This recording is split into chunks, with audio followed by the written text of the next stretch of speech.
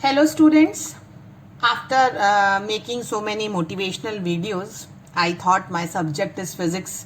So let me come back to the physics, है ना। तो मैंने आपको सेमीकंडक्टर क्लास 12th का स्टार्ट किया है। तो आज मैं सबसे पहले आपको ये बताना चाह रही हूँ कि अभी जो सीबीएसई क्लास 12th ने कुछ पोर्शन रिड्यूस किया है उसमें सेमीकंडक्टर से बहुत से टॉपिक रिमूव हो गए हैं, लेकिन फिर भी इसके टॉपिक इतने इंपॉर्टेंट है कि आपको पढ़ना चाहिए। बट अभी फिलहाल हम 12th पे कंसंट्रेट करते हैं और ये देखते हैं कि 12th में आपको क्या क्या पढ़ना है। और मेरे कुछ वीडियोस अपलोड हो गए हैं, तो आप उसे कंटिन्यू करके इस चैप्टर के नोट्स बना सकते हैं और कंप्लीट कर सकते हैं टॉपिक को, क्योंकि ये बहुत ही डिफरेंट टॉपिक है सेमीकंडक्टर। इसमें जो सबसे पहले आपको करना है वो है बैंड थ्योरी। बैंड थ्योरी आपको बताती है कि आपके 3 तरीके के बैंड होते हैं, कंडक्शन बैंड, वैलेंस बैंड, और बीच में होता है उन दोनों के बीच में गैप, जिसको कहते हैं फॉरबिडन एनर्जी गैप। तो बैंड थ्योरी का अलग से आपके पास वीडियो रहेगा जिसको आपको देख करके नोट्स बनाने हैं। Childrens, make it very clear, this chapter is total theoretical type. इसमें कुछ भी डेरिवेशन नहीं है, आपको चीज को समझना है, समझ के मन से लिखना है in your own words, but you have to use the terminology of physics. आपको टर्मिनोलॉजी तो फिजिक्स की ही यूज करनी पड़ेगी ना, तो आपको सिर्फ टॉपिक समझना है। तो समझने के बाद अगर आप मन से लिखेंगे तो ज्यादा अच्छे से लिख पाएंगे, रेदर देन बाय हार्ट करना। I never believe in mugging up the things. रट के करने से कभी कुछ काम नहीं होता है, इसलिए आप ज्यादा अच्छा है समझ के करें। तो सबसे पहले बैंड थ्योरी है, तो बैंड थ्योरी पे आप नोट्स बनाएंगे। The second topic which you have to study is classification of conductor, insulator and semiconductor on the basis of band theory. तो बैंड थ्योरी की अब कंडक्टर क्या होता है? Those who conduct electricity, good conductor of electricity होते हैं। Insulator, those who are bad conductor of electricity, can not allow the charges to flow. तो semiconductor क्या है? नाम से ही क्लियर हो रहा है ना, सेमी, यानी कंडक्टर से थोड़े से ये कम होंगे, इनकी कंडक्टिविटी और रेजिस्टिविटी जो है वो अफेक्ट करेगी, लेकिन हाँ इंसुलेटर से तो बेटर ही होंगे। सो ये एक सेमीकंडक्टर ऐसी एक आपके डिवाइस बनाएगी जिसमें 2 तरीके के चार्ज कैरियर होते हैं। जैसे कंडक्टर में चार्ज कैरियर क्या होता है? फ्री इलेक्ट्रॉन्स होता है, one who is responsible for the conduction of current. Liquid में कौन होता है? आयन्स होते हैं। Ions are responsible in the cell for the conduction of current. Similarly semiconductor में भी आपके पास चार्ज कैरियर्स हैं, और वो चार्ज कैरियर होते हैं इलेक्ट्रॉन्स एंड होल्स। होल्स जो होते हैं वो हम कहते हैं कि they are the positively charge carrier. Holes का मतलब होता है वैकेंसी या खाली जगह। यानी जैसे मान लीजिए फॉर एग्जांपल मैं जर्मेनियम एक टेट्रावेलेंट कंपाउंड ले रही हूँ, क्योंकि मेनली सेमीकंडक्टर जो होते हैं टेट्रावेलेंट कंपाउंड से बनते हैं। तो जर्मेनियम के पास आउटर मोस्ट शेल पर कितने इलेक्ट्रॉन है? 4 इलेक्ट्रॉन है। अगर ये 4 ने जो है वो बाजू वाले नेबरिंग के 3 ने आपने क्या करी? कोवेलेंट बॉन्ड बना लिया। यहाँ जर्मेनियम ने नेबरिंग के साथ जो है कोवेलेंट बॉन्ड बना लिया, लेकिन एक जो है वो वैकेंसी रह गई, खाली जगह है, मतलब they are in need of electron. तो ये जो इन नीड बनता है दैट इज कॉल्ड होल्स, यानी खाली जगह या वैकेंसी, मतलब इस जगह की टेंडेंसी है टू ऑक्यूपाई द इलेक्ट्रॉन। तो electrons and holes, again you have to see another video for the charge carrier of semiconductor, जिसमें आपको मिलेगा कि what do you mean by semiconductor and what are the types of semiconductor. तो 2 तरीके के types होते हैं, एक्सट्रेंसिक एंड इंट्रिंसिक। मतलब एक इंट्रिंसिक है जिसे प्योर फॉर्म कहते हैं, जो टेट्रावेलेंट कंपाउंड्स होते हैं, यानी प्योर फॉर्म ऑफ सेमीकंडक्टर। और फिर हम डोपिंग करके इम्प्योर करते हैं सेमीकंडक्टर। डोपिंग कहते हैं एडिशन ऑफ इम्प्योरिटीज को। तो आपको फिर 2 तरीके के सेमीकंडक्टर मिलेंगे, पी एंड एन टाइप, जिसमें मेजॉरिटी चार्ज कैरियर के हिसाब से आपको पता चलेगा कि कौन पी टाइप सेमीकंडक्टर है और कौन सा N type. I am saying again, आपको जो चैप्टर में ब्रीफ करा रही हूं इसके सारे वीडियोस आपको देख के नोट्स बनाने हैं। अनबायस्ड सेमीकंडक्टर, सेमीकंडक्टर डिवाइसेस मैंने स्टार्ट किया था, इसका वीडियो भी लास्ट मैंने वीक अपलोड किया है और बताया है कि जो अनबायस्ड सेमीकंडक्टर डिवाइसेस हैं उन्हें हम कैसे बनाते हैं, जिसमें जंक्शन का फॉर्मेशन होता है, बैरियर पोटेंशियल होता है और डिप्लीशन लेयर बनता है। फिर उस डिप्लीशन लेयर में हम बाइसिंग करके थिक और थिन बनाते हैं, और हम बायस्ड करते हैं, जो 2 तरीके की होती हैं। एक हमने पढ़ा है कि जंक्शन जो डायोड होता है, पीएन जंक्शन डायोड, वो फॉरवर्ड बायस्ड होता है, और एक रिवर्स बायस्ड होता है। रिवर्स बायस में माइनॉरिटी चार्ज कैरियर के कारण करंट होता है, इसलिए काफी कम होता है, लेकिन फॉरवर्ड में मेजॉरिटी चार्ज कैरियर रिस्पॉन्सिबल होते हैं फॉर द करंट कंडक्शन, इसीलिए हम उसे कहते हैं फॉरवर्ड बायसिंग। इसको पीएन जंक्शन डायोड का हमने नोटेशन देख रखा है, और इससे अब हम बायसिंग करने के बाद एक नई डिवाइस पढ़ेंगे, रेक्टिफायर, जो आज मैं आपको इस वीडियो में बताने वाली हूं कि what do you mean by rectifier. Then reverse bias mode में एक स्पेशली डिजाइन डायोड काम करता है, एक नॉर्मल डायोड तो नहीं करता, लेकिन स्पेशली हम डिजाइन करेंगे डायोड जिसे हम कहते हैं जेनर डायोड। तो हम जेनर डायोड पढ़ेंगे, और जेनर डायोड के बाद आपको zener diode as a voltage regulator पढ़ना है। तो आज हमारा वीडियो जो है वो rectifier, zener diode as a voltage regulator पे रहेगा। आप याद रखेंगे कि मैं समझाऊंगी, समझाने के बाद आपको उसके नोट्स फ्रेम करने हैं, क्योंकि टॉपिक आपका थ्योरेटिकल है। तो हम अपना टॉपिक देखते हैं, junction diode as a rectifier. Rectifier एक डिवाइस है, और इस रेक्टिफायर का जो काम होता है वो एसी को डीसी में कन्वर्ट करना होता है। एसी का मतलब होता है ऑल्टरनेटिंग करंट जो फ्लक्चुएटिंग होता है, जिसकी वैल्यू पॉजिटिव हाफ भी जाती है और नेगेटिव हाफ भी जाती है, उसको वो डीसी में करेगा। डीसी का मतलब क्या है कि जो है वेरिएशन हो रहा है बट उसका डायरेक्शन नहीं बदलता, it is having a constant value of the current. तो पावर हो, या आप ये कह सकते हैं कि AC power into DC power is a rectifier, or you can say that when your AC is get converted, यानी alternating half cycles of AC get converted into the DC cycle, then it is said to be a rectifier। तो एक single line definition क्या कहेंगे, it is a device which convert AC into DC। ये दो तरीके के होते हैं, एक है आपका हाफ वेव रेक्टिफायर एंड दूसरा है आपका फुल वेव रेक्टिफायर। देखिए, क्योंकि इसमें ट्रांजिस्टर था, एम्पलीफायर था, ऑसिलेटर था, टॉपिक ओमिट होते जा रहे हैं, तो अब एक रेक्टिफायर बचा है। तो this is very important for your board examination point of view, उसके हिसाब से काफी इंपॉर्टेंट है।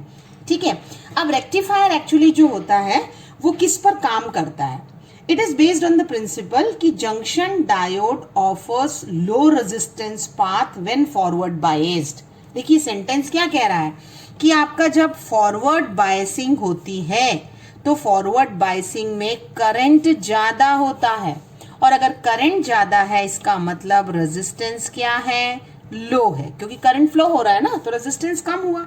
अब देखिए इसी को मैंने कैसे सेंटेंस में कह दिया कि junction diode in the forward biasing offering low resistance path offer करता है क्योंकि करंट इज मोर। तो रिवर्स बायसिंग में क्या करेगा, हाई रेजिस्टेंस करेगा बिकॉज करंट इज लेस। बस इस बात को आपको ध्यान रखना है कि फॉरवर्ड बायसिंग में आपको करंट मिलेगा और रिवर्स बायसिंग में करंट नहीं मिलेगा। ठीक है, this is the basic principle. अब आपके रेक्टिफायर में लगता क्या है, तो सबसे पहले आपको याद होना चाहिए, हमने ट्रांसफॉर्मर पढ़ा है और ट्रांसफॉर्मर का मेरा वीडियो भी अपलोडेड है, please go through it. Transformer में हमारे पास प्राइमरी कॉइल होती है जिसके मैंने एंड्स को P1 P2 कह दिया है, और यहाँ पर ये AC का सिंबल है जिसमें मैंने AC का इनपुट सप्लाई दिया है, this is AC input signal. देखिए मेरा AC का भी पूरा चैप्टर कंप्लीटेड है, आप प्लेलिस्ट में जाइए 12th की, आपको अल्टरनेटिंग करंट, इलेक्ट्रोमैग्नेटिक इंडक्शन पूरा मिलेगा। ट्रांसफॉर्मर का भी वीडियो बहुत इजी लैंग्वेज में अपलोडेड है, so please go through it. P1 P2 जो है प्राइमरी कॉइल की वाइंडिंग है जिसमें आप AC इनपुट दे रहे हैं, ये बीच में जो दो लाइन्स होती हैं इसे हम कोर कहते हैं, करेक्ट।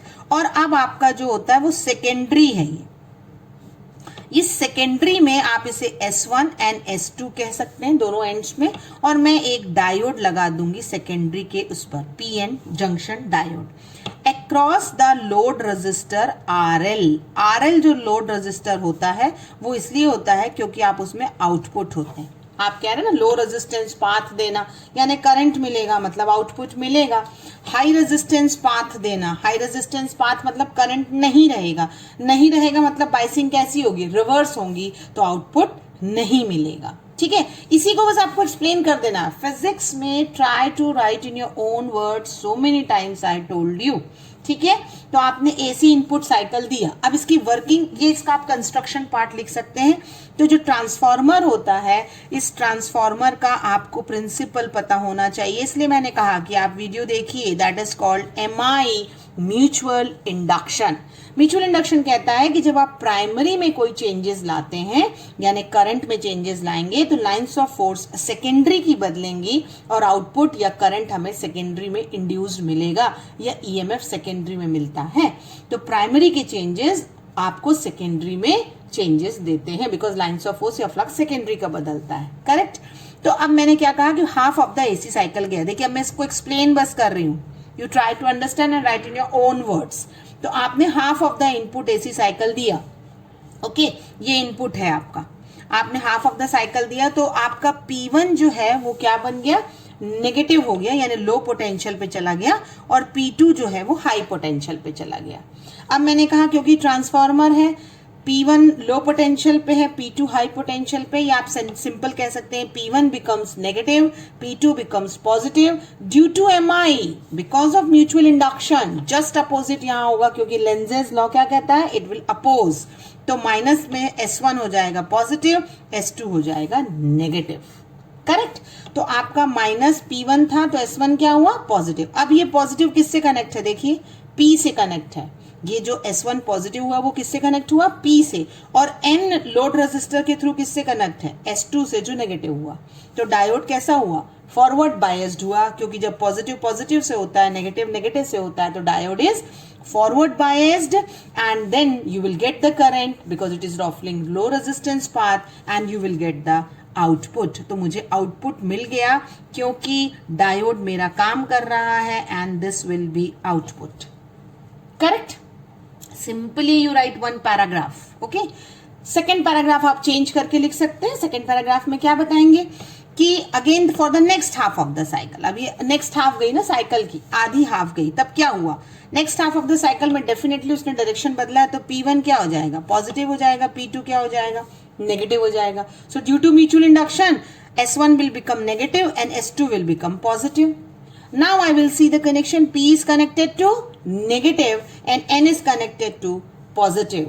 अगर पॉजिटिव नेगेटिव से कनेक्ट है और नेगेटिव पॉजिटिव से कनेक्ट है, then diode is reverse biased, no current conduction because it will offer high resistance path and hence you will not get any output. आपको output नहीं मिलेगा, so here you will not get any output. ठीक है, फिर हम ऐसे ही similarly the cycle will go on.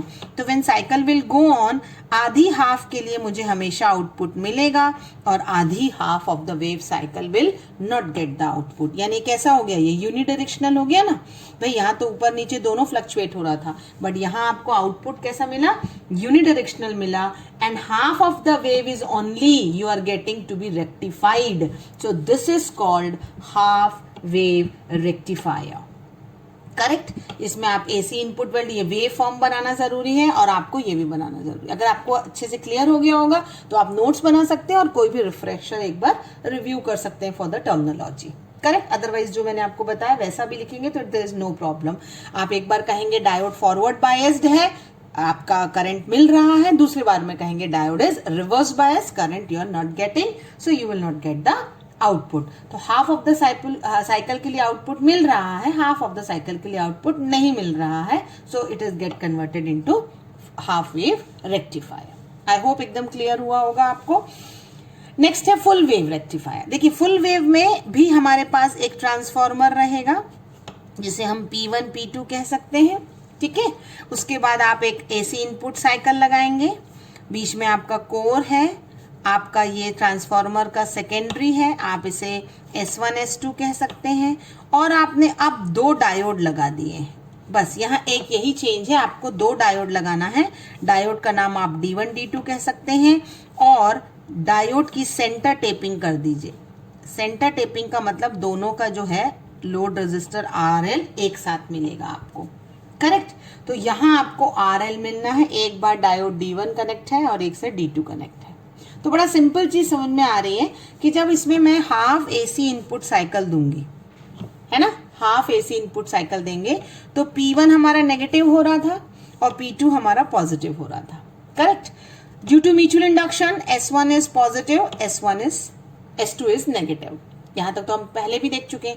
तो डायोड D1 किससे कनेक्ट है? पॉजिटिव से है, और D2 किससे कनेक्ट है? नेगेटिव से है। यानी D1 is forward biased and D2 is reverse biased, but because the output is we are getting across RL, one of the diode is working and we will get the output. एक diode काम कर रहा है इसलिए मुझे current देगा और उसके कारण मुझे आउटपुट मिलेगा, ठीक है। इट विल कंडक्टिंग स्टेट पर है तो मुझे आउटपुट मिला। तो इनपुट एसी साइकिल के लिए मुझे आउटपुट भी मिल गया। This is output DC and this is input AC signal. अब next half of the cycle के लिए क्या होगा? Next half of the cycle के लिए अपोजिट हो जाता था। P1 पॉजिटिव हो जा रहा था, है ना, और P2 नेगेटिव हो जा रहा था। तो आपका S1 नेगेटिव था और S2 क्या था? पॉजिटिव। आप हाई पोटेंशियल लो पोटेंशियल भी कह सकते हैं, आप पॉजिटिव नेगेटिव भी कह सकते हैं। तो P किससे कनेक्ट हो गया? नेगेटिव से। अगर P नेगेटिव से कनेक्ट हो गया तो ये डायोड रिवर्स बायस हो गया। लेकिन यहां P किससे कनेक्ट है? पॉजिटिव से। इसका मतलब अब ये डायोड कंडक्टिंग स्टेट में है। भाई कोई एक कंडक्टिंग है और एक नॉन कंडक्टिंग, पर हमें तो आउटपुट मिल ही रहा है ना। तो next half of the cycle के लिए भी हमको क्या मिलेगा? आउटपुट मिलेगा। यानी हमारी एसी साइकिल की दोनों वेव रेक्टिफाई हो गई हैं, जिसे हम कहते हैं फुल वेव रेक्टिफायर। यानी हर बार आपकी वेव जाएगी और हर वेव के साथ आपको आउटपुट मिलता जाएगा, because at a time one diode is working giving you the output, ठीक है। So it is called full wave rectifier. So I hope आपको रेक्टिफायर क्लियर होगा। अब आप नेक्स्ट वीडियो में देखेंगे कि what is zener diode and how the zener diode working as a voltage regulator. Thank you.